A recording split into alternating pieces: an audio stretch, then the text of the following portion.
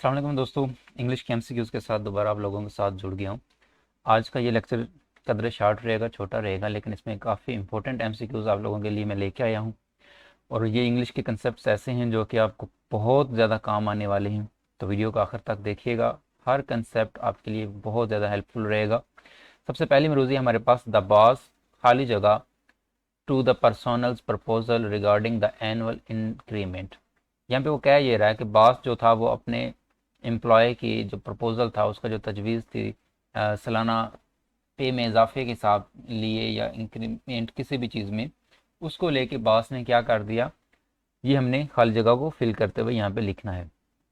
अब pleaded, rejected, cancelled या objected, ये चारों के चारों जो हमारे ऑप्शंस हैं ये बिल्कुल सिमिलर महसूस होते हैं और चारों ही हमें करेक्ट लगते हैं। और पेपर में अमूमन होता भी ऐसा ही है कि एमसीक्यूज जो दिए जाते हैं वो सारे ही सही होते हैं, आई मीन के सही लग रहे होते हैं, लेकिन उनमें से हमें चूज़ एक को ही करना होता है क्योंकि एक ही वहाँ पे मोस्ट अप्रोप्रिएट होता है।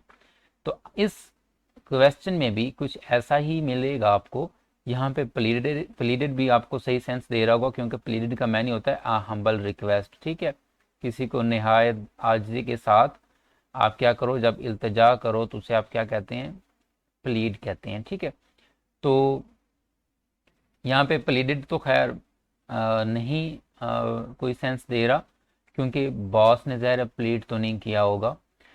बाकी रह गए तीन, रिजेक्टेड, कैंसल्ड या ऑब्जेक्टेड। ये तीन जो हैं ये सिमिलर महसूस होते हैं। दोस्तों मैं आपको एक नहायत मज़े की बात बताता हूँ, आप फ़ौरन से नोट कर लीजिएगा और याद रखिएगा। नेक्स्ट इस तरह की जब भी आपकी कोई मरूज़ी पेपर में आएगी, इन वर्ड्स को लेके इनके रिलेटेड आप बगैर किसी परेशानी के उन्हें सॉल्व कर पाएंगे। बात आपने याद ये रखनी है कि ग्रामर जो होती है वो हमेशा आपको फिलर्स में, फिल इन द ब्लैंक्स में काफ़ी हेल्पफुल प्रूव होती है। और ये सेंटेंस जो है इसको हम ग्रामर की मदद से ही सॉल्व करेंगे। अब ग्रामर क्या कहती है, ग्रामर आपको कहती है कि ये जो वर्ड यहाँ पे टू दे रखा है, ये टू वर्ड कभी भी आप रिजेक्टेड, ठीक है, कैंसल्ड, प्लीड, बाकियों की चूंकि सेकंड फॉर्म लिखी है तो मैं इसके भी प्लीडेड लिख देता हूँ। ठीक है, एक्सेप्टेड, ये जो सारे वर्ड्स हैं इनके बाद कभी भी हम टू का इस्तेमाल नहीं किया करते। ठीक है, तो बाकी बचा क्या हमारे पास, बचा हमारे पास ऑब्जेक्ट। ठीक है, और ऑब्जेक्ट जो वर्ब है, ठीक है, ऑब्जेक्ट वैसे नाउन के तौर पर भी यूज होता है, लेकिन अगर ये ऑब्जेक्ट आप वर्ब के तौर पर यूज कर रहे हैं तो इसके बाद आपको टू का लाजमी इस्तेमाल करना होता है। तो यहाँ पे चूंकि टू दे रखा है तो हमें पता चल गया कि टू तो रिजेक्टेड के बाद भी नहीं आता, प्लीडेड के बाद भी नहीं आता, कैंसल्ड के बाद भी नहीं आता। ठीक है, ऑब्जेक्टेड के बाद टू लाजमी आया करता है, तो इसका मतलब यहाँ पे हमारा ऑप्शन जो डी है यही बैठेगा, मोस्ट अप्रोप्रिएट रहेगा। तो आप इस तरह से इसको सॉल्व कर पाएंगे। मैं उम्मीद करता हूँ आपको कंसेप्ट काफ़ी अच्छा लगा होगा। इसके बाद है seeing a car in the next house he was खाली जगह ऑफ हिज नेबर्स। अपने साथ वालों के घर में गाड़ी को देखकर वो अपने हमसायों से क्या हो गया, जेलस हो गया। ठीक है, हसद रखने लगा। तो हसद का यहाँ पे सेंस मिल रहा है। अब आपकी जो एमसीक्यूज हैं इसमें आपको जो ऑप्शन है आपके लिए वो है इनवियस ऑफ, सॉरी दोस्तों माफ़ कीजिएगा, यहाँ पे ऑफ मैंने रिपीट कर दिया है क्योंकि ऑफ हम ऑलरेडी इधर लिख चुके हैं। तो ऑप्शंस में ऑफ हम इसको ओमिट कंसिडर करेंगे, समझ लें कि यहाँ पे ऑफ नहीं है। तो हमारे पास ऑप्शंस हैं इनवियस, जेलस या रिसेंटमेंट। ठीक है, या फिर नॉन ऑफ दीज। अब आप इस सेंटेंस को भी ग्रामर की मदद से हेल्प कर सकते हैं। दोस्तों ग्रामर आपकी इंग्लिश पोर्शन में बहुत ज़्यादा हेल्पफुल रहती है। अगर आपकी ग्रामर कमज़ोर है तो मैंने आप लोगों के लिए सेंटेंस ऑफ द डे के नाम से एक ग्रामर सीरीज स्टार्ट कर रखी है जिसमें हम डेली एक सेंटेंस को नहायत ही डीपली उसको डिस्कस किया करते हैं। तो आप उस सीरीज़ को लाजमी ज्वाइन करें ताकि आपकी ग्रामर जो है वो इम्प्रूव हो जाए। तो अब इस सेंटेंस को ग्रामर की मदद से हम इस तरह से सॉल्व करेंगे कि यहाँ पे जो वर्ड आएगा वो वर्ड अल्टीमेटली इस ही की कंडीशन को डिस्क्राइब करेगा। और आपको पता होना चाहिए और पता होगा आई थिंक कि हर वो वर्ड जो नाउन या प्रोनाउन को क्वालिफाई करता है, इन्हें जो डिस्क्राइब करता है, वो वर्ड क्या होता है हमारा, वो वर्ड हमारा पार्ट्स ऑफ स्पीच में हमेशा एडजेक्टिव होता है। तो यहाँ पे जो भी वर्ड आएगा वो क्या होना चाहिए, वो हमारा वर्ड एडजेक्टिव होना चाहिए। अब आपका ये जो वर्ड रिसेंटमेंट है ये आपका यहाँ पे एडजेक्टिव नहीं बल्कि एक नाउन है। अब सर कैसे पता चलेगा कि ये नाउन है, तो दोस्तों आपने याद रखना है आपके पास हर वो वर्ड जो MENT के ऊपर एंड होगा वो आपका हमेशा पार्ट्स ऑफ स्पीच में एज अ नाउन ही फॉल करेगा। तो यहाँ पे चूंकि MENT यहाँ पे हमें मिल रहा है तो ये नाउन है, और हमें क्या चाहिए था, हमें चाहिए था एडजेक्टिव। तो यहाँ पे इसको हम कैंसिल कर देंगे। इसके बाद बच गए हमारे पास तीन ऑप्शंस, नन ऑफ दीज, उसको हम आखिर पे देखेंगे। पहले देख लेते हैं इनवियस और जेलस। अब आपने याद ये रखना है हमें यहाँ पे सेंस क्या चल रहा था, जेलस होने का, हसद होने का। रिसेंटमेंट भी कुछ हद तक यहाँ पे यूज़ किया जा सकता था, लेकिन अगर यहाँ पे नाउन फॉर्म ना होती तो ठीक है, क्योंकि रिसेंटमेंट का भी मैनी होता है उसको बुरा लगना, नाराज़ होना, गुस्सा करना, ठीक है। तो ये भी यूज़ किया जा सकता था, लेकिन अगर एडजेक्टिव फॉर्म होती। बाकी बच गए जेलस और इनवियस। अब जेलस और इनवियस का आपको फ़र्क याद रखना है। इस मरूजी को सॉल्व करने के लिए आपको इन दोनों का जो फ़र्क है वो पता होना चाहिए। देखिए हम किसी चीज़ से जब जलते हैं या जब कोई दिल में हसद आता है, पहली बात तो ये कि हसद से हमें बचना चाहिए, बहुत बुरी चीज़ है, इंसान की खुशी उससे छीन लेता है। तो इससे हमें खुद को बचाना चाहिए। खैर अगर बात की जाए हसद की, तो ये हसद दो तरह का होता है, ठीक है।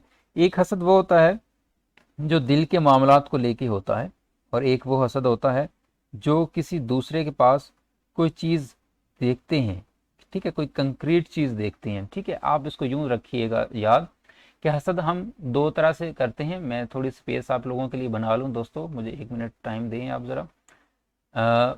मिसाल है जी, हाँ जी, हसद दो तरह से होता है। एक हसद हम करते हैं एब्स्ट्रैक्ट थिंग्स से, काफ़ी काम का आपको मैं कंसेप्ट देने वाला हूँ, ठीक है। एब्स्ट्रैक्ट थिंग्स दोस्तों, अगर वीडियो अच्छी लगे, आपको मालूमाती लगे, तो लाजमी सब्सक्राइब कीजिएगा दोस्तों। मुझे सब्सक्राइब चाहिए जो कि अभी कम है, मुझे सब्सक्राइबर्स की बहुत ज़्यादा ज़रूरत है इस वक्त। चूँकि मैं आप लोगों के लिए डेली वीडियो लेक्चर्स बना रहा हूँ, और आपको लगे अगर कि इंपॉर्टेंट लेक्चर्स होते हैं, क्वालिटी लेक्चर्स होते हैं, तो आपको चाहिए कि आप लाजमी चैनल को सब्सक्राइब करें अगर आपने नहीं किया, और दोस्तों के साथ भी शेयर करें ताकि उनका भी भला हो जाए। और चैनल को लाइक लाजमी कीजिए, और अपना फीडबैक, वीडियो कैसी लगी आपको वो लाजमी कमेंट की सूरत में फीडबैक लाजमी दिया करें। काफ़ी मेरे लिए ये इंस्पायरिंग होता है कि मैं मज़ीद आपके लिए वीडियो बनाऊं। तो फीडबैक मुझे सबसे ज़्यादा चाहिए होता है, तो फीडबैक लाजमी दिया करें। अच्छा, मैं बात कर रहा था हसद हम करते हैं दो तरीका से। दो तरह का हसद होता है, एक होता है एब्स्ट्रैक्ट थिंग्स का, एक होता है कंक्रीट थिंग्स का, ठीक है। एब्स्ट्रैक्ट और कंक्रीट क्या होता है? एब्स्ट्रैक्ट हर वो चीज़ होती है जिसे हम ना छू सकते हैं, ना देख सकते हैं, ना पकड़ सकते हैं, ठीक है। और कंक्रीट वो चीज़ होती है जिसे हम टच कर सकते हैं, देख सकते हैं, ठीक है, छू सकते हैं। तो ये होता है एब्स्ट्रैक्ट और कंक्रीट। मज़ीद इनका डिटेल्ड लेक्चर मैंने नाउन की सीरीज़ में अपलोड कर चुका हूँ मैं, वो आप देख लीजिएगा मज़ीद अगर आप इन डेप्थ पढ़ना चाहते हैं एब्स्ट्रैक्ट और कंक्रीट को। तो बहरहाल फ़िलहाल आप ये याद रख लें कि हर वो चीज़ जिसे हम देख सकते हैं, पकड़ सकते हैं, वो कंक्रीट होती है। मसलन चेयर है एक बर्ड, तो चेयर आपका कंक्रीट है क्योंकि हम इसे देख पा रहे हैं, इसे हम छू पा रहे हैं, टच कर पा रहे हैं, ठीक है। और अगर मैं आपसे बात करूं कि हेट, ठीक है, तो हेट हमारा एक ऐसा वर्ड है जो कि एब्स्ट्रैक्ट है, ठीक है, क्योंकि उसे हम छू नहीं पा रहे, उसे हम देख नहीं पा रहे, ठीक है, उसे हम फील करते हैं। तो एब्स्ट्रैक्ट थिंग्स का अगर हसद है, तो एब्स्ट्रैक्ट थिंग्स से अगर हसद है तो आप उसके लिए जेलस का वर्ड यूज़ करते हैं, ठीक है। हसद के लिए फिर आप क्या वर्ड यूज़ करेंगे? जेलस। और अगर कंक्रीट थिंग्स का हसद है तो फिर आप क्या यूज़ करते हैं? इनवियस यूज़ करते हैं। ये मुझे थोड़ा पेन डिस्टर्ब कर रहा है। अच्छा, इनवियस, ओहो, ठीक है। अब यहाँ पे किस चीज़ का हसद किया जा रहा है? Seeing a car in the next house he was खलजक ऑफ हिज नेबर्स। किस चीज़ का उसने हसद किया? उसने इस कार को लेके हसद किया है। कार की वजह से उसको हसद हुआ है ना यहाँ पे। तो कार आपका क्या है, एक कंक्रीट थिंग है, ठीक है, इसको हम देख पाते हैं, बैठ के सवारी करते हैं, ड्राइव करते हैं, तो ये कंक्रीट है। कंक्रीट है तो मतलब आप यहाँ पे क्या यूज़ करने वाले हैं, आप ऑप्शन ए को यहाँ पे करेक्ट करेंगे। यहाँ पे क्या आ जाएगा, इनवियस आ जाएगा आपका ऑप्शन करेक्ट।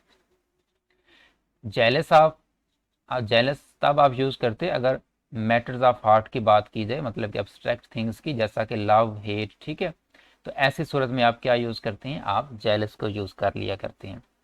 तो यहाँ पे ऑप्शन करेक्ट होगा आपका envious, option a. Next MCQs है हमारे पास। Ali is compare to the sorry Ali is compared खाली जगह the line as he is brave. मैं आपके साथ answer already slip of tongue की वजह से शेयर कर चुका हूँ, तो उसका करेक्ट आंसर हमारा क्या होगा, ए होगा। अब यहाँ पे याद रखिएगा कि यहाँ पे ये कंपेयर जो वर्ब है इसके साथ टू भी बैठता है और विद भी आया करता है। अगर तो डिसिमिलर ऑब्जेक्ट हों आपके, ठीक है,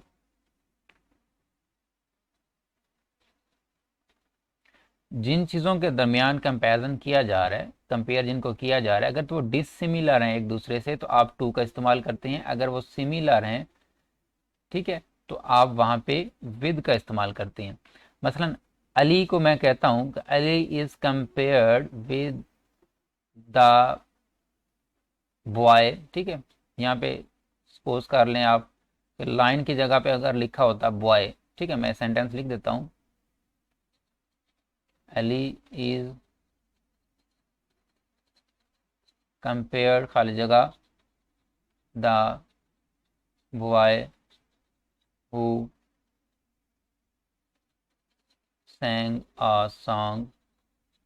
अब यहाँ पे अली को किस चीज़ के साथ कंपेयर किया जा रहा है दोस्तों, यहाँ पे अली को कंपेयर किया जा रहा है इस बॉय के साथ। तो अली को बॉय के साथ कंपेयर किया जा रहा है, तो ये एक ही जैसे ऑब्जेक्ट्स हैं।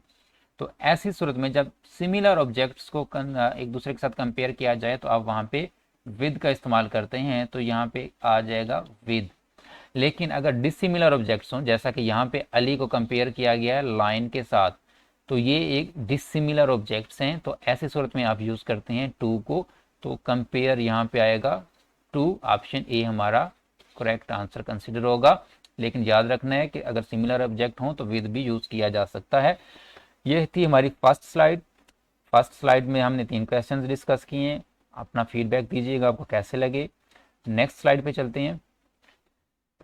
चूज़ द करेक्ट स्पेलिंग्स, ठीक है, पेपर में स्पेलिंग्स को लेके भी लाजमी एमसीक्यूज दी जाती हैं, क्योंकि स्पेलिंग्स हमारे वोकेबलरी में ही कंसिडर किए जाते हैं। तो मैंने स्पेलिंग्स की भी एक दो एमसीक्यूज इंक्लूड की हैं। तो सबसे पहला जो वर्ड है हमारे पास वो है अकोमोडेट। अकोमोडेट का आपने करेक्ट स्पेलिंग बताना है। तो अकोमोडेट का जो करेक्ट स्पेलिंग होता है वो ये है कि इसमें सी भी डबल होता है और एम भी डबल होता है, ठीक है। तो आपने याद रखना है अकोमोडेट ये गलत हो जाएगा, ए सी ओ एम ओ गलत हो जाएगा, ए सी ए एम ओ तो बिल्कुल गलत है, ए सी सी एम एम, तो यहाँ पे डबल डबल मिल गया, तो ये हमारा ऑप्शन डी करेक्ट होगा। इसके बाद choose the correct spelling superintendent. Superintendent जो है ये काफ़ी इंपॉर्टेंट वर्ड है, अक्सर पेपर में आया करता है। सुप्रिटेंडेंट के स्पेलिंग्स आपको लाजमी याद करने चाहिए, हमेशा आया करता है, अक्सर आया करता है। तो सुप्रिटेंडेंट के स्पेलिंग जो सही हैं वो हैं जी SUPERINTENT, ये ऑप्शन बी आपका करेक्ट होगा, याद कर लीजिएगा। SUPERINTENDENT सुप्रिटेंडेंट इसका करेक्ट स्पेलिंग होता है। Choose the most suitable meanings एक्रीमनी। एक्रीमनी का मोस्ट सूटेबल मीनिंग यानी कि सिनोनिम आपसे पूछ रहा है, तो सिनोनिम्स भी आपके पेपर में आते हैं।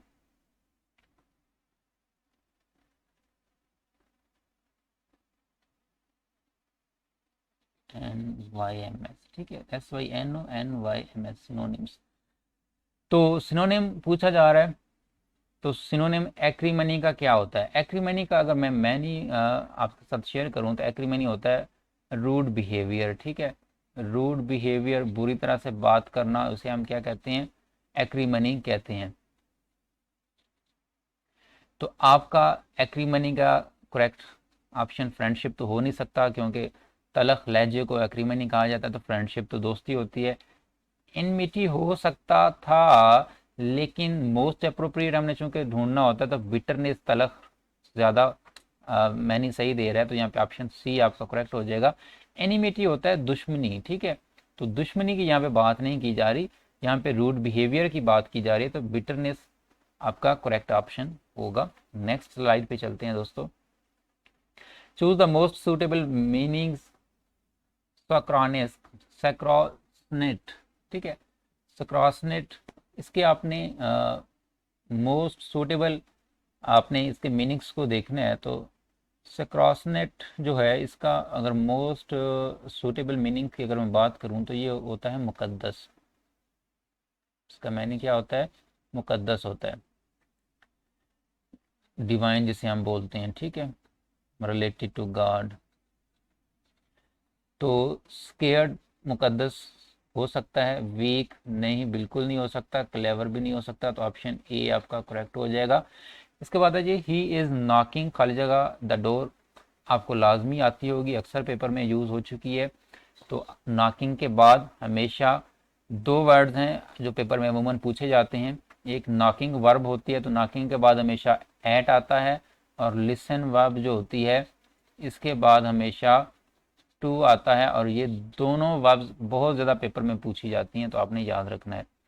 When she was younger, she खाली जगह 5 miles a day, जब वो जवान थी तो वो क्या किया करती थी? वो 5 मील हर रोज़ चला करती थी। माजी की हैबिट आपने बयान करनी है, तो जिस तरह अगर प्रेजेंट में हमारी कोई हैबिट हो, हमने अगर प्रेजेंट अपनी रूटीन बयान करनी हो तो हम प्रेजेंट इंडेफिनिट का यूज़ करते हैं।